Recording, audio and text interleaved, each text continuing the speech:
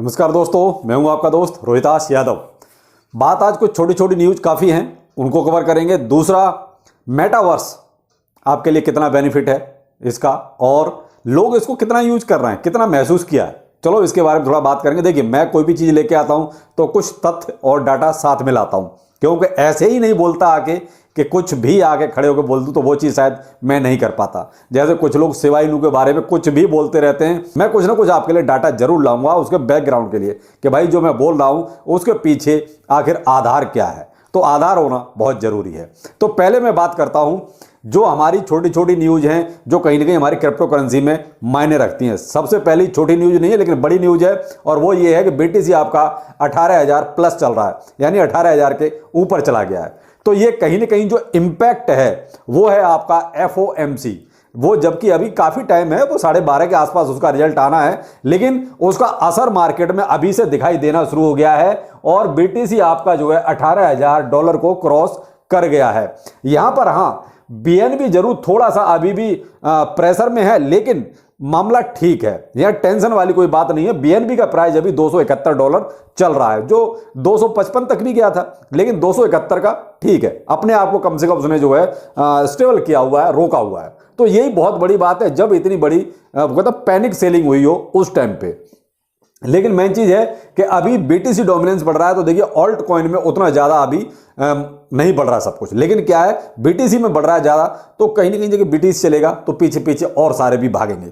अब यहां थोड़ा सा वही है ना कि बाइनेंस का ये जो BNB है ये भी थोड़ा सा और चलने लगेगा तो मामला सब कुछ धीरे धीरे हो जाएगा क्लियर। लेकिन ये है कि मैंने अपने पिछले वीडियो में आपको बताया ही था कि बाइनेंस ने बहुत कुछ चुपके चुपके कर लिया और सब कुछ सेफ है, कोई दिक्कत वाली बात ही नहीं है, क्यों उनके पास ऑलरेडी इतना ज्यादा था कि उतना ज्यादा सेल भी हो गया तो कोई ज्यादा फर्क पड़ा नहीं। यहां पर मैं आपको एक चीज और कहना चाहूंगा, आज CZ बाइनेंस का AMA था, अगर किसी ने उसको सुना हो तो आप जरा गौर से सुनिए। वहां उसने कहा है कि जो पैनिक सेलिंग हुई भी वो केवल और केवल मेरे उसके हिस्से का 2.3% ही था, इससे ज्यादा था ही नहीं। तो भाई 100 में से अगर 2% या 3% मान लो निकल भी गया तो कोई बहुत बड़ी बात नहीं है। ये CZ बाइनेंस ने अपने AMA में बोला है, जो आज ही था, आप जो अगर चाहें तो देख सकते हैं, सोशल मीडिया पे अवेलेबल है, तो वहां से मैंने भी इसको देखा। तो कुल मिला के देखा जाए तो बाइनेंस ने खुद भी आगे CZ ने एक चीज क्लियर कर दी, और जो मैंने डाटा दिया आप उससे वो चीजें क्लियर अपने आप समझ सकते हैं।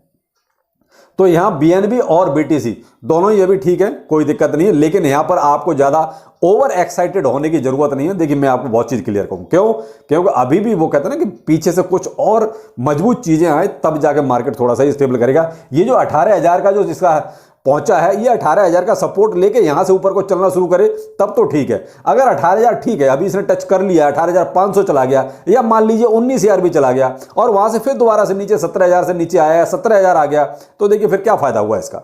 तो मेन चीज है कि ये 18,000 को एक तरह से कहते हैं सपोर्ट मान के फिर यहां से दोबारा से ऊपर को चले तब तो ठीक है, तो वो कहीं ना कहीं हमारे लिए बेनिफिट वाली चीज है। लेकिन यहां क्या है, थोड़ा सा देखिए पंप डंप जरूर होगा, कि वो व्हेल्स अपना गेम जरूर खेलती हैं ऐसे टाइम पर, तो उनके थोड़ा सा चंगुल से आप बच के रहिएगा, ये आपके लिए सूचना है, ठीक है। अगला, सैम बैकमैन-फ्राइड यानी FTX CEO, ये साहब अरेस्ट हुआ पहले तो बहामास में, आज वहां उसको कोर्ट में पेश किया गया जहां उसने बेल की डिमांड करी, तो उसकी बेल कुल मिलाकर रिजेक्ट कर दी गई है। तो अब वो जेल में रहेगा। उस पर जो चार्ज लगाए गए हैं तो उस चार्ज के हिसाब से भाई कुछ कह रहे हैं कि उसको 165 साल की सजा होगी, कहीं कहा जा रहा है कि 115 साल की सजा होगी। खैर वो अलग बात है, लेकिन मेन चीज है कि उसकी बेल जो है कैंसिल हो गई। अब आपके लिए एक क्वेश्चन है, यहां कनाडा ने जो है थोड़ा सा एक अलग टाइप का कुछ हिसाब कर दिया है। कनाडा ने किया है कि साहब लीवरेज और मार्जिन ट्रेडिंग को अपने यहां बैन कर दिया है।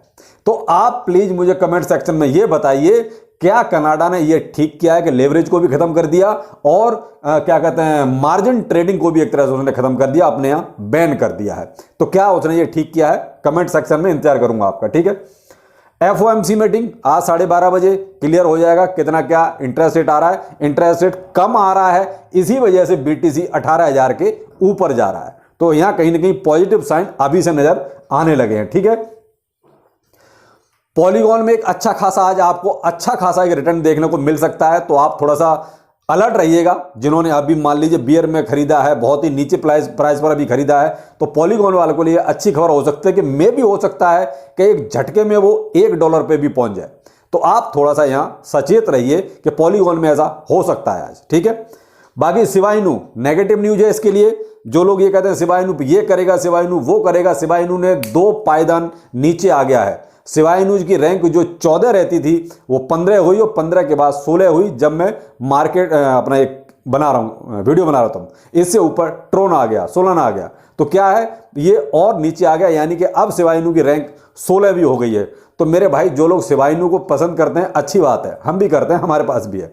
मेन चीज है कि जो लोग केवल Shiba Inu Shiba Inu Shiba Inu करते हैं, यार उनसे एक बार ये तो पूछा करो कि भाई आप लोग दिन रात शिबा इनू करते हो, शिबा इनू में उतनी प्रोग्रेस तो होने दो, टाइम तो आने दो। वो भाई शिबा इनू का भी टाइम आएगा, तो वो कहते हैं वो टाइम तो आने दो, बगैर टाइम के ही ये मून पे वो मून पे। तो भाई थोड़ा सा क्वेश्चन किया करो उनसे भी यार कि यार कम से कम कुछ तथ्य लेके आओ, उस पे बोलो तो अच्छा लगता है। शिबा इनू नीचे जा रहा है, आप कह रहे हो शिबा इनू आज ये मून पे जा रहा है, तो कुछ मिलता नहीं ना। थोड़ा सा ये आप जरूर पूछिए जो लोग शिबा इनू को हमेशा मून करते हैं। टाइम आएगा, तो वो टाइम अभी शिबा इनू का नहीं है। तो वो शिबा इनू का जिस दिन टाइम आएगा उस दिन ये मून पे सूरज पे जहां भी पहुंचाएगा जरूर, ठीक है। तो ये कुछ छोटी छोटी न्यूज थी।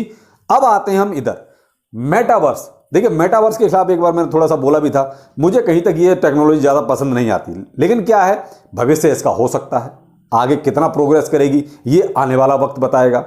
अभी तो इसका कोई खास मुझे भविष्य इसका नजर आता नहीं, मैं डाटा के आधार पर बताता हूं। बाकी और लिस्ट देखनी है तो ट्विटर या टेलीग्राम पर देख लेना, मैंने पूरी लिस्ट प्रोवाइड करा दी है। इंडिया का इसमें कहीं कोई नाम नहीं है, क्वेश्चन मार्क लगा हुआ है कि साहब इंडिया में कितने लोगों ने अब तक इसको महसूस किया या इसको एक्सपीरियंस किया। कोई डाटा नहीं है इस तरह का इंडिया में। ये पॉपुलेशन पर कंट्री के हिसाब से मैंने एक परसेंटेज आपको दे रहा हूं, ठीक है। कनाडा में जो है केवल 6.9% लोगों ने इसको जो है एक तरह से एक्सपीरियंस किया है कि आखिर ये क्या चीज होती है, कैसे क्या है उसके बारे में, ठीक है। साउथ कोरिया ने 5.4%, जापान ने 5.4%, यूएस ने, जबकि हम इतना एडवांस मानते हैं फिर भी वहां जो है मेटावर्स को यूज करने वाले या महसूस करने वाले या कहते हैं एक बार एक्सपीरियंस करने वाले केवल 4.7% ही लोग हैं। जबकि हम उतना एडवांस मानते हैं और कहते हैं क्रिप्टो करेंसी का ज्यादातर नेगेटिव पॉजिटिव सब यूएस से चलता है। उसके बाद वहां मेटावर्स को यूज करने वाले या महसूस करने वाले केवल 4.7% है।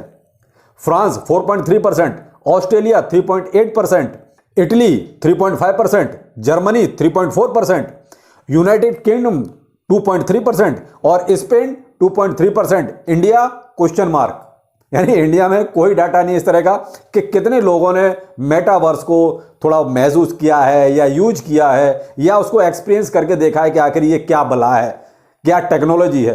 तो इंडिया में ऐसा कोई डाटा अवेलेबल नहीं है। जहां जहां जिस जिस देश का डाटा है वो मैंने आपको प्रोवाइड करा दिया है। ज़्यादा डिटेल देखनी है तो आप ट्विटर या टेलीग्राम पर मेरा ज्वाइन कर लीजिए, वहां देख लीजिए जाके।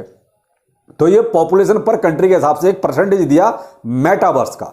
तो इसीलिए आपने देखा होगा कि मेटावर्स की मैं बहुत कम बात करता हूं, या एनएफटीज वगैरह हैं। मुझे कहीं ना कहीं लगता है कि केवल प्रोजेक्ट में हाइप देने के लिए होते हैं। देखिए भविष्य क्या होगा वो बात की बात है। आज से 50 साल बाद जो होगा, जो 50 साल रहेगा भाई वो देखेगा, उस टाइम क्या होगा वो बात की बात है। हमें अभी 2-4-5 साल की चीजें चाहिए कि 2-4-5 साल में क्या हो सकता है। तो उन चीजों पर मुझे नहीं लगता कि अभी इनमें कोई बहुत ज्यादा बढ़त होने वाली है। लेकिन क्या है कि कुछ चीजें क्रिप्टो करेंसी में ऐसी भी चलती हैं जो प्रमोट की जाती हैं। जैसे अभी मान लीजिए मेटावर्स के बारे में सीजे बाइनेंस बोलना शुरू कर दे, माइकल सेलर बोलना शुरू कर दे, इलोन मस्क बोलना शुरू कर दे, तो एक हाइप क्रिएट हो जाएगी।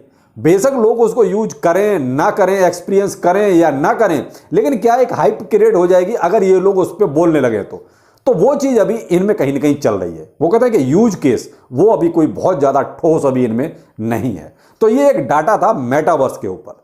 तो बाकी आप देख सकते हैं, खुद समझ सकते हैं कि आखिर ये क्या चीज है। बाकी मेरा तो काम सिर्फ आपको ये रहता है कि करंट में क्या चीज पॉपुलर है या क्या चीज अभी आपके 2-4-5 साल काम आने वाली है, वो चीज को सामने लाना।